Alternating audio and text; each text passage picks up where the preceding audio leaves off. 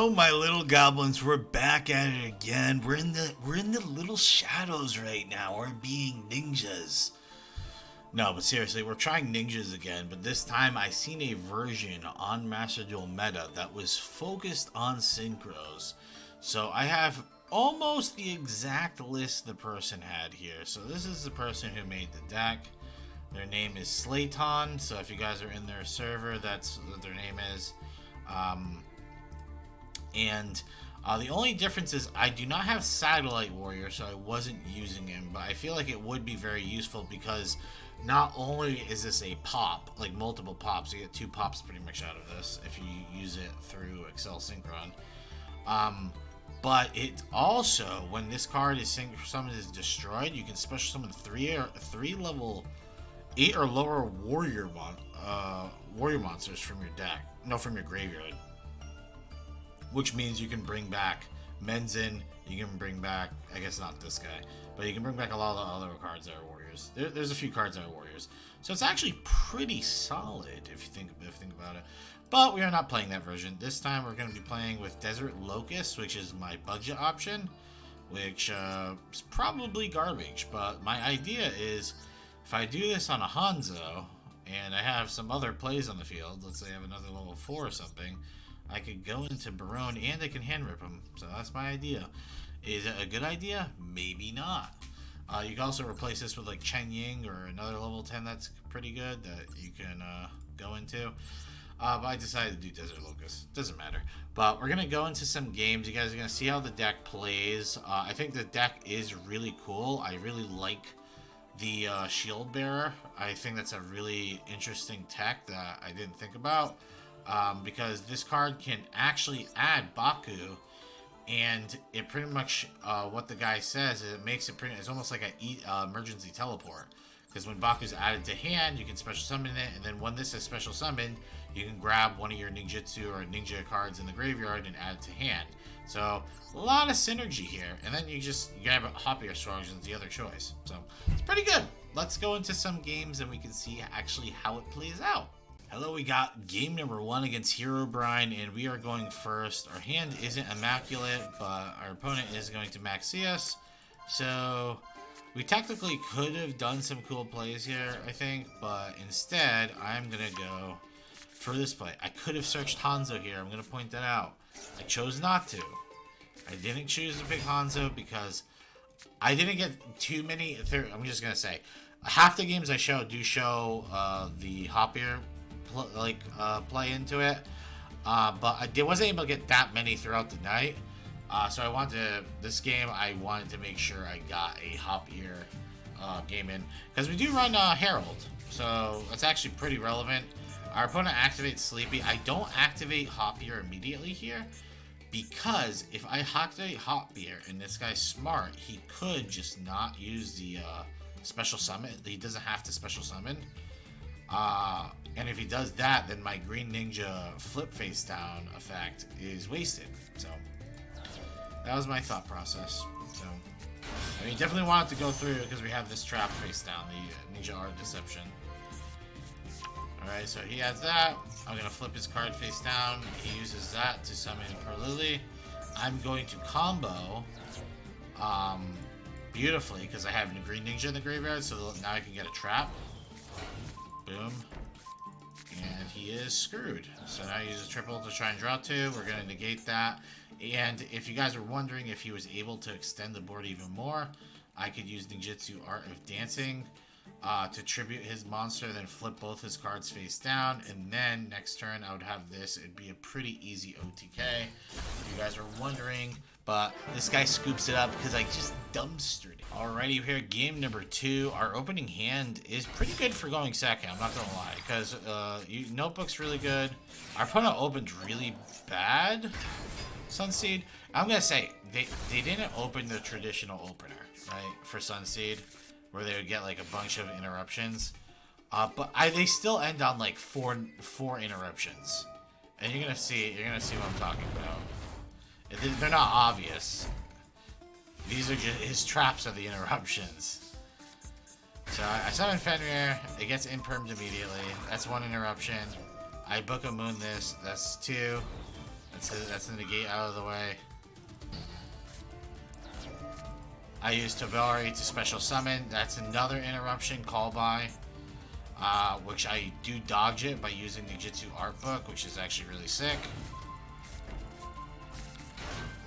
And then I summon Hanzo, and here's another interruption. That's the fourth one. And now I'm able to just dumpster him. I'm gonna banish his Therion, activate this to pop his board. So this I actually really mess up, and it's not even my fault. It is my fault, but I misclicked, is what I'm saying. So this ninjutsu art, I didn't mean to special summon, but I accidentally hit yes. I meant to just add to my hand because I had my normal summon still. I wanted to get the normal summon so I can grab the spell and trap out of my deck. I wanted to grab the trap card. But instead, I special summon it, so I'm like, okay, well, hopefully I don't lose because of that. And he goes into Dance Peon. I'm like, well, this doesn't make me lose because I can flip whatever he does face down. He ends up hitting Sunseed Loki. Even if he hit off this, I could have flipped everything face down, so it wouldn't have been that big of a deal. But it definitely could have been bad. We're gonna bounce this. I mean, this is already just GG. Yeah, this game is just over. Boom. He opens Harpies. It's annoying, but we just go into Menzen. Yeah, that's gonna be game. He's not dead. I'm saying it's game because there's no way he could come back from this. But I'm just gonna maxi him. He ashes. It's like, okay, well, what do you think's gonna happen, bucko? You donezo. Alrighty, we're here, game number 3, and our hand again is pretty good for going second. Our hand just got better, because now we can add the ninjutsu art. So this is actually a really cool play that I bet you guys don't think of. So we play the Fenrir, and then we equip the ninjutsu art tool, because this makes this into like an honorary ninja. And since we have a ninja on board, now I can use this to tribute this to get 7 levels of ninja out on the field. So I can get Fenrir's effect, and then I can tribute it off. It's actually kind of sweet. My opponent is going to be playing Ray of Amircir. Here comes the adventure stuff. Boom. We're gonna banish, and then we're gonna tribute. Boom, boom. So he does negate, but we get the negate off of the board. This is definitely a bait from the opponent. I already knew that this card can't activate its effect because he used right. I just wanted to flip it face down, just to get, like, so I don't have to see it anymore. And plus I wanted to get Menzen on the field. That's the primary reason I did this, because he only has 2 cards left in hand. I have Droplet, I have Art Book still, like, I'm like in full control. And I could still Geo, so like, I just didn't want to waste Geos on anything stupid. So, and I have a negate, like, Mitsu's gonna negate the Ashuna, and it's GG. So, easy game. Alrighty, this is game number 3, and we're just gonna set 3 pass. Game number 4, sorry. I'm gonna maxi my opponent. They have an answer for it. They always will. Remember that. My opponent is playing Kushida. I flip it face down. And he has another, so he just goes into Monk. But I really like locking down the Vashida. The only reason I liked locking it down is because I just didn't want him like bouncing any of these cards, like just hitting a random card. And here now I can just tribute this. I summon Geo. Geo flips both our cards face down. And even if he bounces this, it doesn't pop the Geo because Geo is already flipped face down. He has Regeki though, so it dies. Which is actually perfect. He doesn't know it's perfect for me. But I have the Ninjutsu notebook, which I get to get my Geo back. And I get to set trap. So now it's a big yikes for him. So here we go.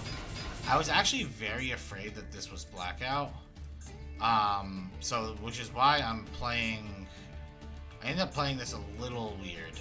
Because I was just like, oh, this is Blackout, I'm screwed. Or not screwed. I wasn't screwed, to be honest, but like, it definitely would have been more annoying. So, I end up adding the Ninjutsu Art Notebook, and then I go Menzen.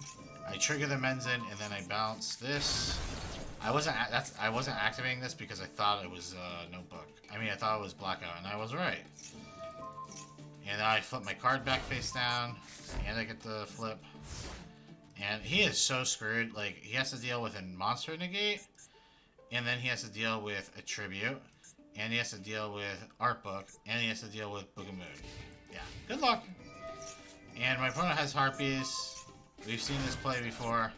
He can't do anything though. His whole board's donezo. Bye-bye. So, GG. Thank you. Alrighty, we're here with game number 5, and we opened pretty good. This is going to allow us to pretty much set up full board here, and we're going to be able to get Hoppier Squadron.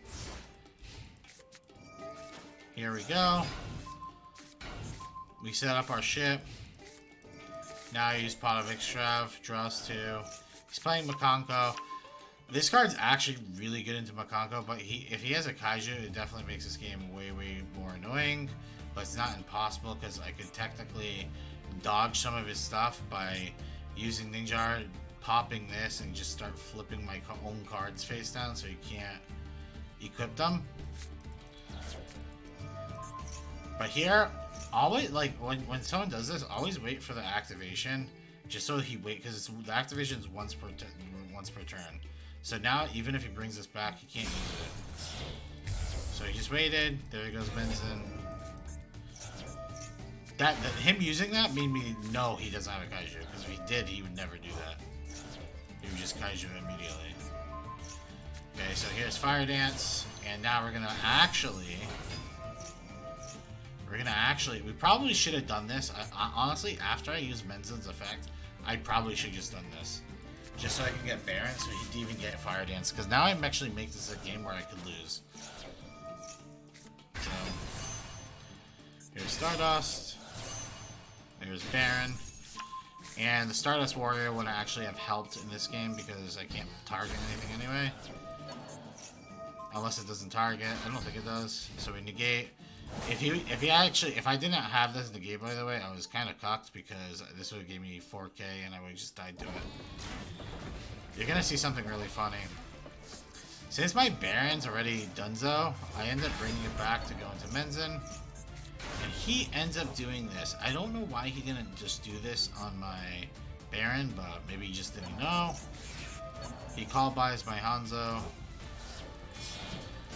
But now, you guys already know what I'm going to do. Like, I can just attack him directly. I don't need to kill his monsters. I'm just dealing with his back row first. I'm just making sure it's not going to be like an imperm or something that ends up causing me to miscalculate on if I have lethal or not. And if you're wondering, I have super lethal. Here we go. Look how much damage. 10k. Be on the dot. Nice, delicious, easy wins. All ready for the 6th and final match. We actually have Slayton themselves. I looked at his replays, and I thought this one would actually be one that was pretty funny. He gets Max Seed, and he just plays into the Max Seed. Does not give a shit. He's like, let me get Menzin out. That's all I need, you sussy baka. So here, he goes into Pearly. He Max Sees him in reverse. This is like a Uno reverse, getting Max Seed. And this man's just gonna pop off. He's playing Pearly. You already know what it is. He gets Stray on the field. And once he got Stray on the field, I was literally like, how does he win this? I mean, but he does have Max Seed, but I mean, I guess Max Seed's how he wins this, right? So he's gonna go into Pearly Plump. He's going to activate Menzin, and he gets Max Seed again. How many Max Seeds are this person's going to experience today? And it gives him just a few draws. Why not? I don't think Slayton even gives a shit about draws at this point. So this guy's going to pop off again. Grabs a Sleepy.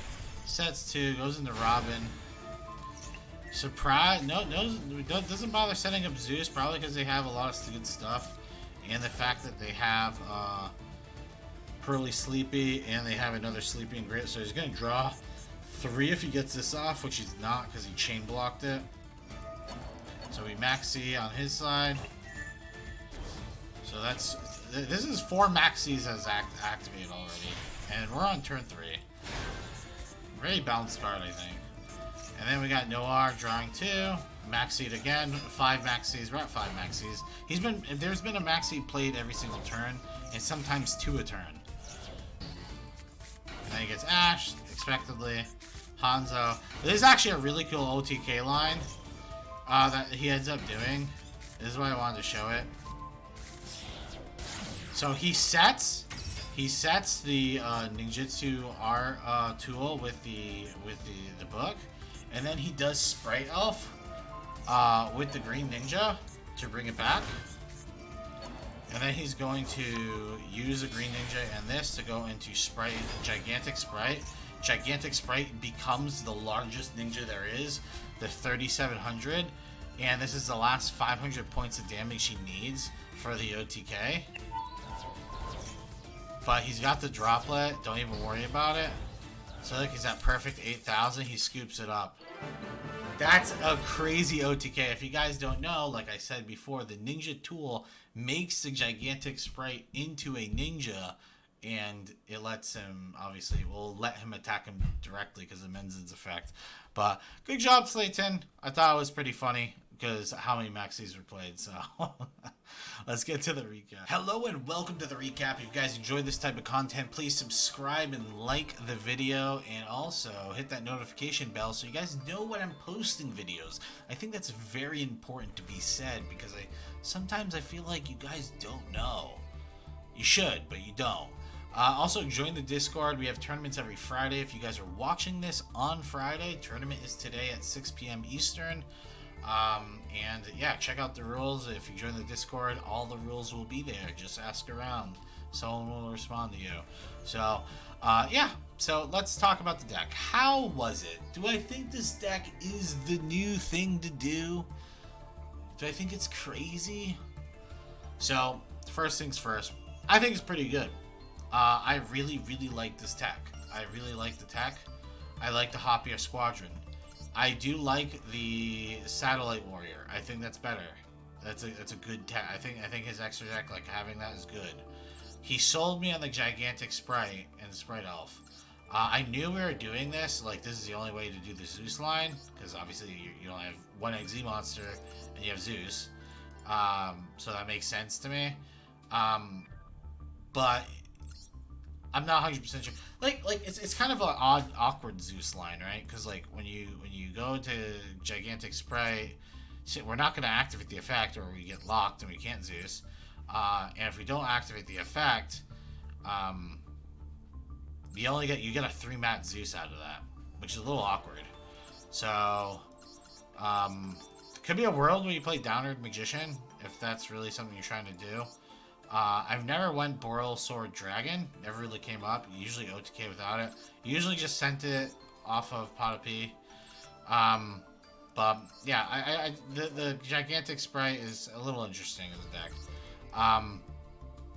But I'm really so like the things I'm a little iffy on the deck is the Sprite. Even though we seen at the end, it's still like I don't know, not sure about it. So this I'm a little iffy on. And I'm a little iffy on the Boral Sword Dragon. But I'm sold on the Noble Knight Shieldbearer, and I'm sold on Hoppier Squadron, and I'm also sold on the Satellite Warrior. I think Satellite Warrior is really good. But yeah, I think everything else in the deck, I think it was pretty clean. Maybe the ratios maybe need some work. I'm not 100% sure, to be completely honest. I'd have to play a lot of games to really get to really understand if the ratios need any work. But I like the cards. I like the lines that you're able to do with this, and I think there's a little more depth to this. There's someone on my stream when I was watching saying that this is seems more bricky, and I really don't think so. I just think when you're watching me, I was very unlucky playing. So we did rank up once, but we only went from like D5 to D4 by the end of the stream. But I'm going to say, dude, I went second 90% of my games. I went second 90% of the games, which makes the game immediately harder.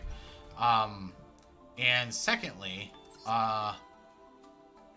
when I went, dude, I don't know what it is with this game, but I swear this card, like Gravity Ninja, this card and the field spell, which I don't mind the field spell, but like this card was mainly glued to my hand 24/7.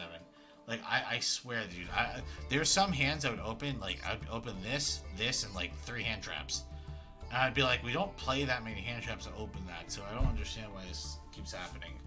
Uh, but I don't think that has anything to do with the deck being bricky. I think, because if you think about the cards that are in the deck that I normally didn't have in the deck, like, we're talking about, like, 3 cards, and I wouldn't consider Noble Knight Shield Barrier a brick. This is not a brick at all, because it adds Baku, which it special summons itself. So if anything, this is actually a pretty nice card you can open that you can, if you have any other normal summon, this goes into Menzin. So I think this is I don't think this is not bricky at all. I think this is just as, if you want to say ninjas is bricky, this is just as bricky as regular ninjas, which I don't think ninjas is that bricky. But yeah, I think the deck's good. I think the deck's strong. Can you climb to Masters? Yes. I mean, the person said they climbed to Master 1. I'm opt to believe them. But we have seen, we have this the experience on the channel of playing some people's Master 1 decks, and they're lies. But I have no reason not to believe the person hit Master 1 with this deck. So, out of a scale of 1 to 10, I'm gonna give this deck a good 7.5. I'll give it a 7.5. I think I give it pretty much the same score as I gave the other Ninja deck. It might be a slight better, so add like a 0.5 to it. But it's still like this archetype needs work. It might not need work, but it might need more of like a meta change. I think when the meta changes a bit, maybe it gets a little better. Also, on a tier scale, obviously this deck's still going to be massively rogue tier. But who knows? Maybe this deck might have its time in the sun when Cash comes out, and our cards that we use, like our flips and our Book of Moons and our droplets, we can start playing the other Book of Eclipse. Maybe that will be extra spicy. I don't know. Maybe we'll be able to teach people a lesson with that. But only time will tell. We'll see when that drops. Should be dropping in a week or so. So a few days. So we'll see how that goes. All right. I hope you guys enjoyed that. Remember, leave a comment what you guys want to see next. And goodbye.